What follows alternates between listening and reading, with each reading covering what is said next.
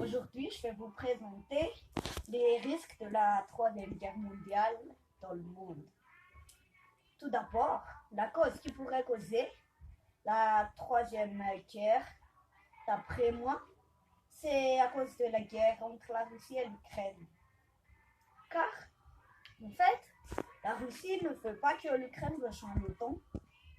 L'OTAN, c'est-à-dire membre où il y a les États-Unis, France, Angleterre, etc. Mais Poutine veut qu'il rejoigne son groupe, c'est-à-dire Corée du Nord, Chine, Afghanistan, Tadjikistan, Pakistan, Kazakhstan, etc. Donc, les membres de l'OTAN, surtout les États-Unis, fournissent des armes, des PPM, des véhicules, des tanks, des munitions, des drones, des bombardiers, des missiles, etc. Mais pourtant, la Russie est placée à la deuxième puissance militaire au monde avant les États-Unis, au premier rang, n'ont pas besoin de fournisseurs. Donc si les États-Unis attaquaient la Russie pour aider les Ukrainiens, c'est sûr que la Chine et les pays arabes feraient leur revanche en attaquant tous les États-Unis, car en 2002, on sait tous que les États-Unis avaient battu tous les pays arabes, sauf l'Israël, en juste 3 mois, et contrairement à la Russie, qui n'arrive pas à gagner l'Ukraine jusqu'à maintenant. Donc la Russie attaque les centrales nucléaires pour qu'elles ne produisent plus.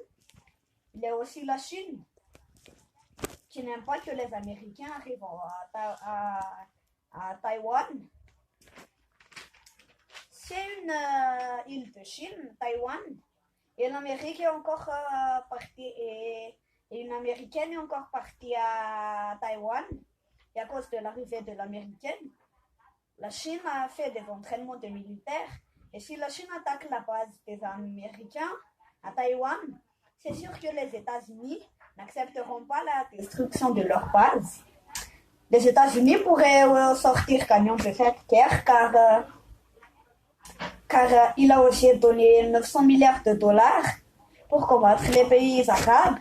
Et donc, c'est sûr qu'il offrerait plus pour combattre les Russes et les Chinois.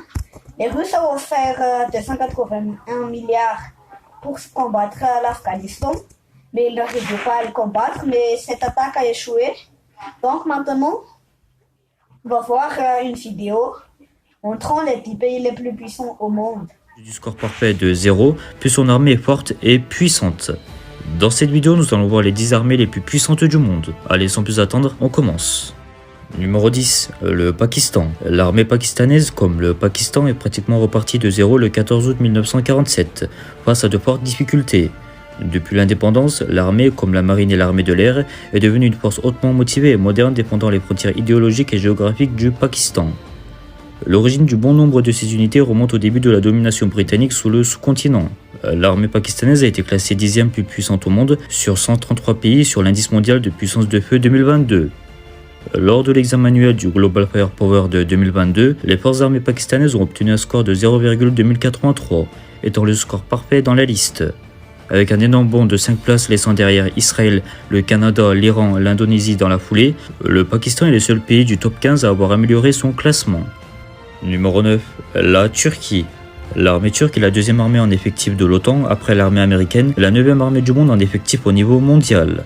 En une décennie, la Turquie a considérablement renforcé son autonomie dans la production d'armes et obtenu de nombreux succès à l'exportation, en particulier dans la production de drones. En 10 ans, le secteur de l'industrie de défense a réalisé un bond en avant considérable. Alors qu'une seule société turque figurait dans le classement des 100 plus grandes entreprises de l'armement en 2000, elles sont désormais 7, passant de 1 milliard de dollars de chiffre d'affaires en 2002 à 11 milliards en 2020. Les industries de défense ont fait de la Turquie en 2020 le 14e plus grand exportateur de produits militaires. Numéro 8, le Royaume-Uni.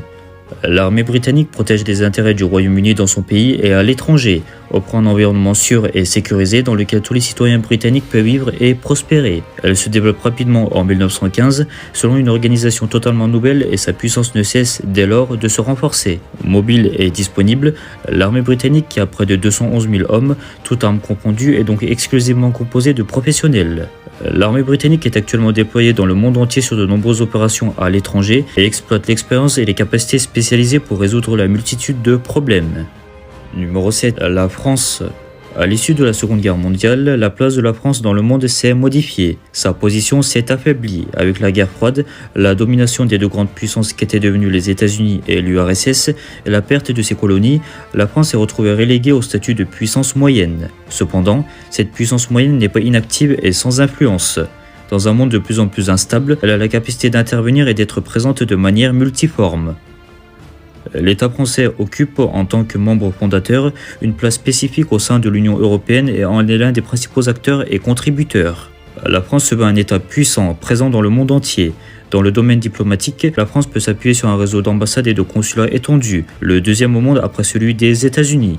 156 ambassades et 98 postes consulaires. Elle se place au 3e rang mondial pour les dépenses militaires et au 4e pour les exportations d'armement.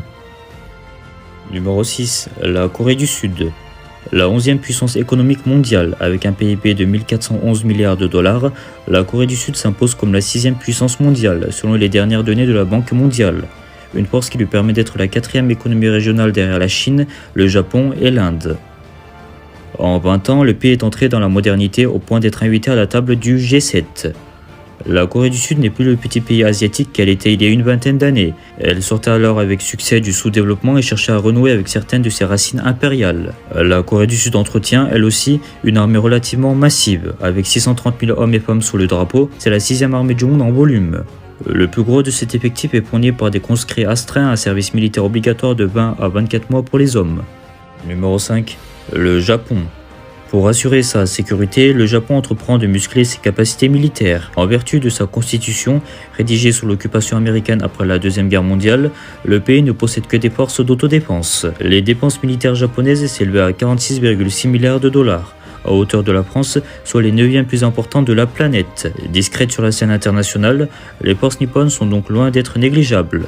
Évidemment, une forte hausse du budget militaire serait susceptible de renforcer la base industrielle et technologique de défense japonaise et d'accélérer certains programmes ainsi que l'acquisition de capacités jugées essentielles. Numéro 4. L'Inde. Depuis quelques années, l'Inde se découvre à la face du monde à la vitesse de sa croissance économique. De son industrie cinématographique et le développement de son secteur des technologies en font un joueur économique incontournable sur la scène mondiale. Elle modernise ainsi son armée et se rapproche de l'Union soviétique qui lui procure armement et soutien financier. Avec les années, l'Inde se pose de plus en plus comme un acteur régional incontournable jusqu'à ses principaux essais nucléaires. Numéro 3. La Chine. Sous-marins, porte-avions, drones ou encore missiles balistiques en tout genre, ces nouvelles armes de défense sont généralement présentées en grande pompe dans le cadre de défilés. Cette mise en avant de la puissance militaire chinoise impressionne et inquiète de plus en plus la sphère politique internationale. La Chine, 2e plus grand dépensier au monde, a augmenté ses dépenses militaires. Si, au cours des 25 dernières années, les dépenses de la Chine ont suivi de près de la courbe de la croissance économique du pays, les investissements reflètent également l'ambition chinoise d'une armée de classe mondiale. La Chine devrait doubler son stock nucléaire au cours de la prochaine décennie, exploiter la plus grande marine du monde, augmenter ses capacités spatiales et intégrer l'intelligence artificielle dans tout ce qu'elle fait. Numéro 2. La Russie. Plus de 6 millions d'hommes et des dizaines de milliers de chars et de véhicules blindés, l'armée russe moderne est à la fois beaucoup plus compacte avec seulement 900 000 hommes et femmes sous le drapeau et infiniment plus performante, notamment grâce à un très haut taux de professionnalisation qui représente aujourd'hui plus de 72% des effectifs. De fait, les armées russes aujourd'hui ne s'appuient plus, comme précédemment en Union soviétique, sur la volonté de surpasser numériquement l'adversaire, mais bel et bien sur des militaires professionnels ayant un haut niveau de formation, mais également une réelle expérience du combat. Numéro 1. Les États-Unis.